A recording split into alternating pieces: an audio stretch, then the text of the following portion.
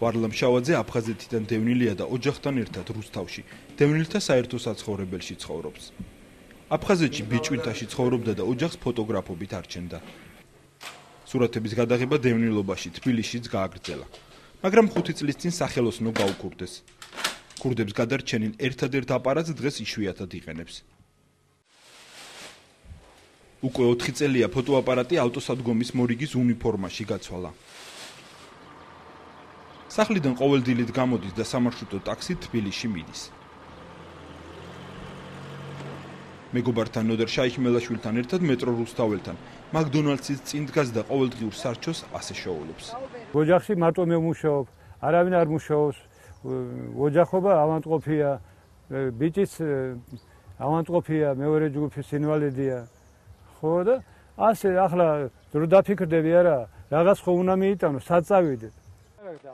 2007 წლის ოქტომბრამდე ვარლამ შავაძე და თბილისში მდებარე სხვა ავტოსადგომის მორიგეები სხვადასხვა შეპესეებში იყვნენ გაერთიანებულნი.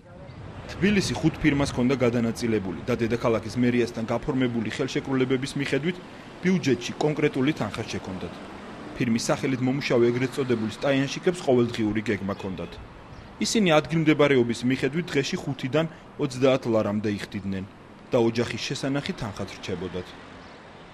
2007 წელს თბილისის მერიამ ქალაქში პარკირების ორგანიზება ექსკლუზიურად კომპანიას City Parks გადასცა. City Parks პარკირების ადგილების მოწესრიგება და მოსაკრებლის ამოღება დაევალა. იქამდე მოქმედ 5-ვე ფირმას პარკირების უფლება ჩამოერთვათ, მაგრამ სხვადასხვა უნიფორმებში გამოწყობილი მორიგეები ქალაქის ქუჩებში მაინც დარჩნენ.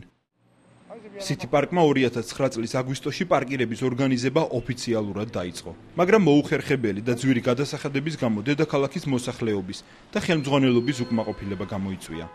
იმავე წლის 11 სექტემბერს საქმეში ისევ მერია ჩაერთო. თბილისის მერიის ახალი ინიციატივა ავტომანქანების მფლობელებს პარკირების გამარტივებული მეთოდი და ფინანსურად მისაღები წინადადება შესთავაზეს. დაიბეჭდება 25 ლარიანი წლიური ბარათები, რომელსაც მძღოლების საქარე მინაზე გააკრავენ და შეძლებენ დედაქალაქში პარკირების ნებისმიერ ადგილზე გააჩერონ ავტომანქანები. დედაქალაქის მერმა იმავე დღეს ეგრეთ წოდებული სტაიანშიკების მომავალზეც ისაუბრა. აქვე ერთ საკითხს შევეხები, რომელსაც ხშირად საუბრობენ, ვთქვათ, ეგრეთ წოდებული სტაიანშიკების თემას.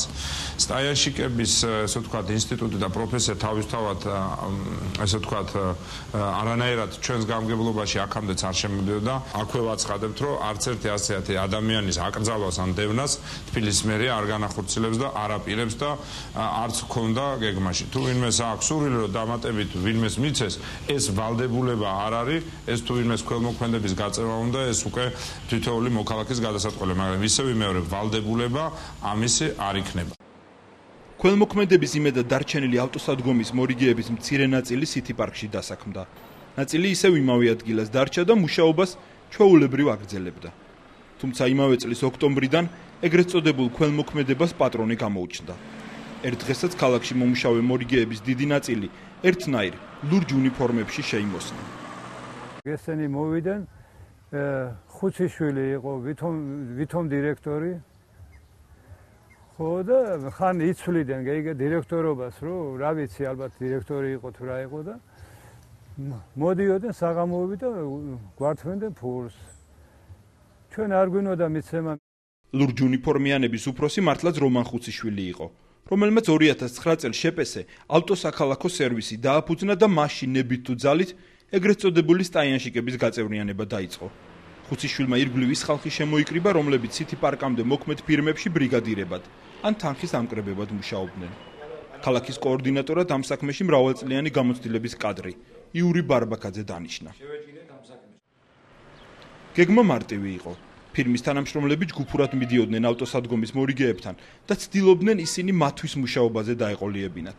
ახალი ჯგუფი ჩვენ ჩამოვარდნით, ჩვენ შევქმნით ეს შეპესია რაღაც და უნდა გადაიხადოთ ყოველ დღიურად გეგმა. არ დავთანხმდით, ჩვენ არ დავთანხმდით, მაგრამ გვიწყეს რომ მოვიყვანთ ჩვენ ხალხს და დავაყენებთ ჩვენ ხალხს დავაყენებთ აქაო. ამ გზით თბილისში მომუშავე სტაიანშიკების უმრავლესობა მალე ლურჯ უნიფორმაში შეიმოსა. მაგრამ ავტოსაქალაქო სერვისს წინააღმდეგობებით შეხვდა. მაგალითად აღმაშენებლის გამზირზე მომუშავე 25-მდე ადამიანი, რომლებმაც გაარკვიეს, რომ ფირმაში იძულებით გაწევრიანება უკანონო იყო და ხუციშვილს უარი უთხრეს.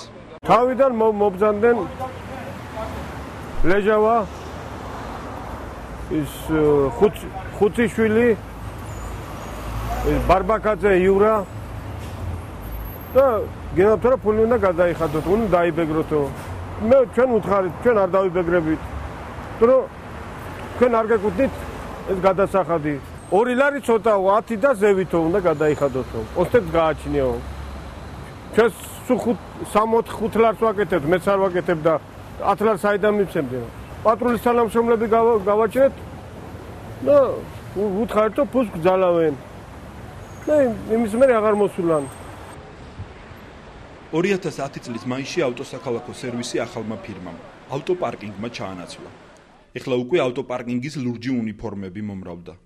ბრიგადირები და ქვედარგოლი იგივე დარჩა. შეიცვალა შეპესე და დამფუძნებლები. ახალი ფირმის ავტოპარკინგის დირექტორად ავტოსაქალაქო სერვისის ყოფილი კოორდინატორი იური ბარბაკაძე მოგვევლინა. ახალი ფირმა უფრო აგრესიული აღმოჩნდა. დაახლოებით 15-20 კაცი მოვიდა. ხო და გინდა თუ არ გინდა მომოდიოდნენ რას ამბობდნენ? რასაც ჩვენ ვართო, ეს გამარჯვებული ვართო, იმაში ტენდერში გავიმარჯვეთო, შეპესედან ვართო, ჩვენ არ ვაძლევდით თანხას. ხო და ვაღარ ვაძლევდით, გავიდა რამოდენიმე დღე და რო იტყვიან დაგვეცენ თავზე დაახლოებით 15-20 კაცი. თუ არ გინდა თქვენ მუშაობა, აგერ დავაყენეთ ამას, თქვენ წაეთ აქედან. ჩვენავ გავიმარჯვეთო ტენდერში, ტენდერი იყო და ქალაქის მერიაში. მოვიდა ერთი 20 კაცი მოვიდნენ, 20 კაცი უკვე ფიზიკურ შეურაცხყოფაზე გადმოდიოდნენ. ვიღაცა თავისი შანტაჟი მოგვიწყო, ვიღაცა გადმოვიდა იქიდან იმათგან. ხო და აქაო კეთდება დიდი ფულიო, თქვენ ფულს აკეთებთო და ასეთი დაშინებით, შეშინებით, ფიზიკური შეშინება, ფიზიკური შეურაცხყოფას გვაყენებდნენ. პატრონი გამოვიძახეთ, პატრონი გააჩერეს, ეს პატრონიც მათი მეგობარი გამოჩნდა. როგორც ავტოსადგომის მორიგეები ამბობენ, იძულებული გახდნენ ავტოპარკინგთან ხელშეკრულებები გაეფორმებინათ. ხელშეკრულებაში აღნიშნულია, რომ ისინი მძღოლებს პარკირებაში უნდა დაეხმარნონ.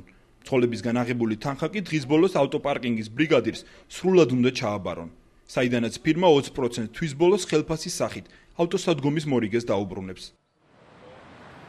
ავტოსადგომის მორიგეები ამბობენ, რომ ავტოპარკინგთან ასეთი ხელშეკრულებების გაფორმებას იძულებით დათანხმდნენ. წინააღმდეგ შემთხვევაში ფირმის წარმომადგენლები სამუშაო ტერიტორიის დატოვებით ემუქრებოდნენ. ჩვენ ტენდერში ვართ გამარჯვებულებიო. ხო და მოვდივართო. და დაგვაგისრეს ეს გეგმა, მოგვიტანეს ფორმები. ჩვენ გაუჯიუწეს რა, ვინ ხართ რა და მერიდან ვართო რა, ასე გვითხრეს. ხო და თუ გინდათ მუშაობაო, იმუშავეთო.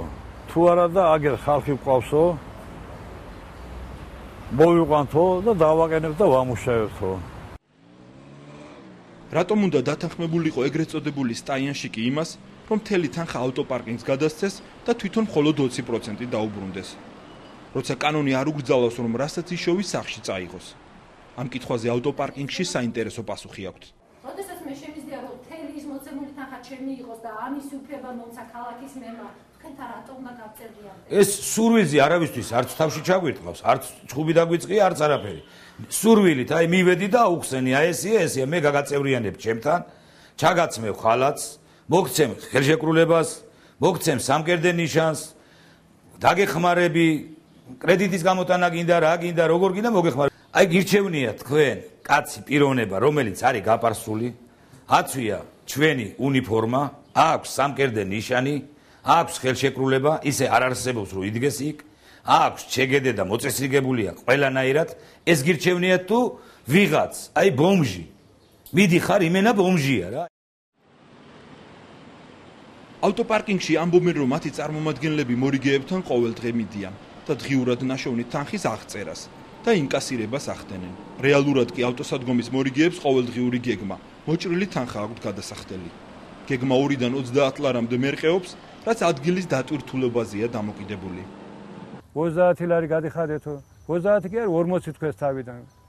ხო და ჩვენ უთხარით არა, ასე ამდენს ვერა, მაშინ 30 თუ გედიხდით, თუ არა და მიბრძანდით.